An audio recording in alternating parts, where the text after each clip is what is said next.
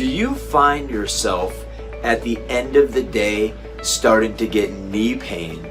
Or if you're exercising and 30-40 minutes into the exercise that your knees are starting to tighten up and create pain, or maybe even just after 5 to 15 minutes of exercise, your knees are starting to hurt and have pain.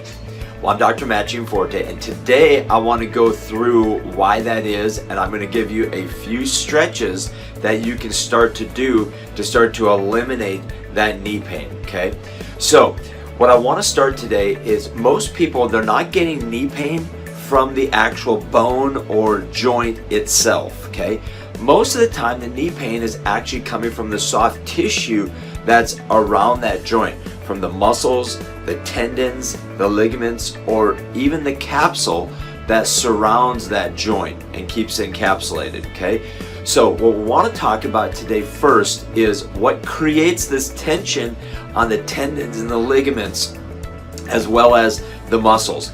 And this is going to bring us back to what we call trigger points. So when we look at what a normal muscle is, a normal muscle should have these striations or bands of muscles that work together and contracting and relaxing, contracting and relaxing. And you can see I've kind of depicted it here. As these muscle fibers contract, they're going to come closer together, creating a shortening with the muscle and allowing that joint the movement where that muscle has gotten short. Now, when this happens, two important things happen to the muscle. See, the muscle is an organ. In fact, your muscles are one of the largest organs of your entire body and probably one of the most neglected organs of our body. And so when your muscles move, it pumps blood around those muscles and supplies it with nutrients, and then it also removes the waste. So right here I have the muscle movements, pumps the blood and removes waste from those muscles. And it is also bringing in nutrients and oxygen so those muscles can function properly. Now what happens over time, and this can be from injuries, repetitive use, overuse, posture changes, instability within joints, these muscles begin to adapt and change. And what happens is these sarcomeres, or these muscle fibers, contract together and they don't release, okay? And this inability to release is a trigger point. These trigger points can build up inside of the muscles, and what happens is when a trigger point forms, it doesn't allow blood into the area and waste to be removed out of the area. It's a small contractile knot of that muscle, and it starves the muscle in that particular area of oxygen, blood flow, and nutrients. Your body then says, okay, we're going to put some pain in that area so that you rest and take the stress off of that. So this is where we start to get a trigger point that begins to happen. Now, as we rest, our muscles then become shorter and shorter and shorter. When we go to exercise, then, when we need those muscles to lengthen, they don't lengthen like they could have or they should have to begin with. Now then, over time, as we're exercising or we're working or we're doing something simple, working in the yard, walking for a period, our knees will start to tighten up. It's not because of the actual pain in the joint, but it's because of all the soft tissue around that is changing the biomechanics and how that knee works. And so it's very important that once we get these trigger points developing within the muscle, it shortens the muscle and puts stress and strain on the ligaments. Well, something's got to give, right? And what starts to give is the joints begin to rotate and not move properly. This then leads to a lot of wear and tear and joint degeneration, but this happens years down the road many times.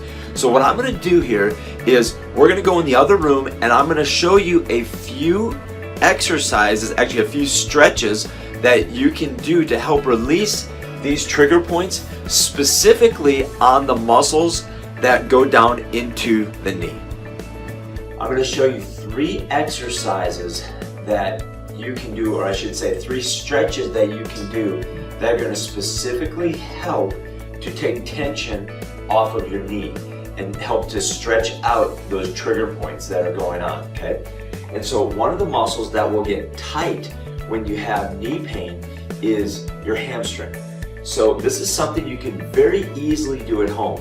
And when you're stretching, the idea of stretching is not forcing that muscle into a length, but having a slow lengthening and relaxation of that. So what I have here with Jewel is I have her pushed all the way up against the wall, having her back very straight against the wall.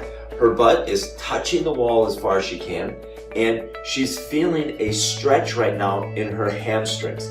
This stretch is just simply by getting the body up into 90 degrees. This is something you can very simply and easily do in the evening time. You're watching the news, watching something on TV. Just sit right in front of your couch or a wall and put your back flat up against it, and then take your feet and bring them up, okay? And this will help to lengthen the hamstrings. Another thing you can do to add a little bit more complexity to it, or a little bit more stretch, you'll take a pillow and you can put it right underneath the legs, and you can raise it just a few inches and you can increase the stretch in there. Or if that gets easy for you, you just continue to put more pillows underneath and it'll increase that stretch. You can feel it. Okay, so the next exercise that I want to show you, I want to show you how to stretch out your IT band and your piriformis muscle. These muscles come all the way down and attach to the lateral side of your lower leg.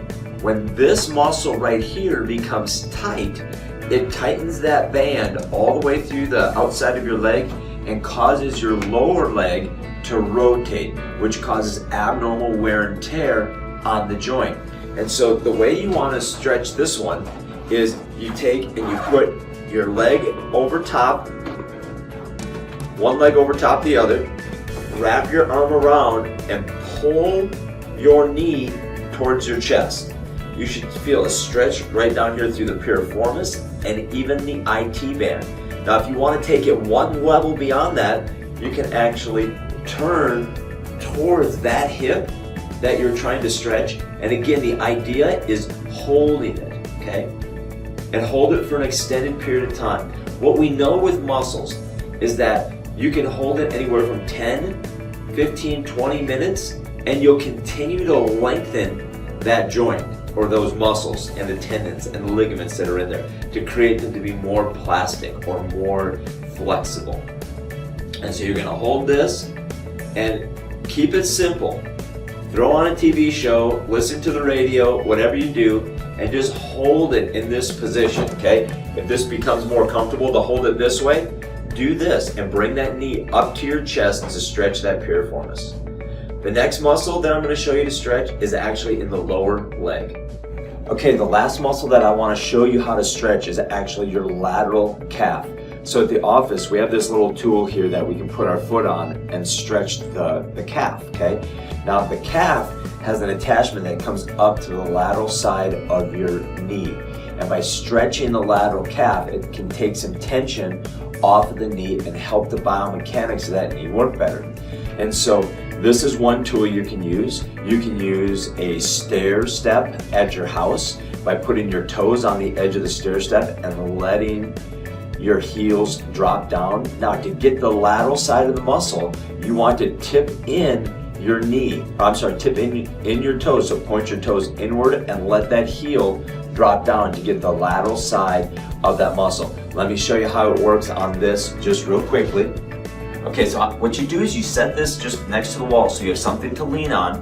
I'm going to set that right there and I'm going to put my foot, my heel in the back of it, my toes on the front of it, okay?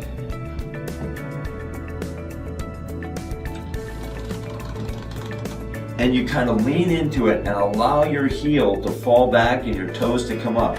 Now to get the lateral side of the calf, you want to rotate your toes inwards just slightly. I'm going to turn towards you so you can see that.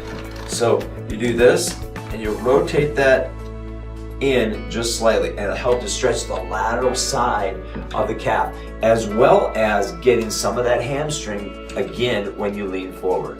On a daily basis, stretch those muscles and make sure that we're getting length so that we can create normal movement within that knee joint.